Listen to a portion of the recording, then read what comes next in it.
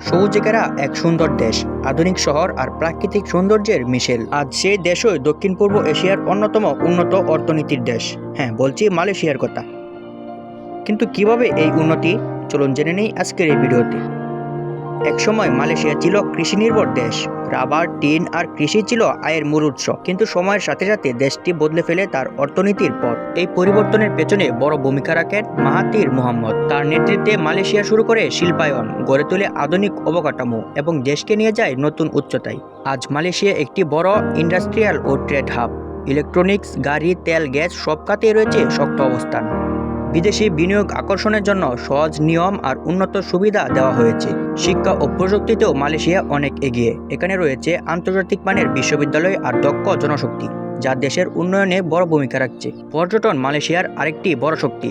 Petronas twin tower, বিশ্ববিখ্যাত twin tower, Langkawi, স্বর্গের মতো দ্বীপ আর প্রাকৃতিক সৌন্দর্য সব মিলে লাখ লাখ পর্যটক আসে প্রতি বছর। মালয়েশিয়ার সবচেয়ে বড় শক্তি হলো পরিকল্পনা, বৈচিত্র্য আর ভারসাম্য। কৃষি, শিল্প, প্রযুক্তি, পর্যটন সব খাতে এগিয়ে একসাথে নিয়ে গেছে দেশটিকে।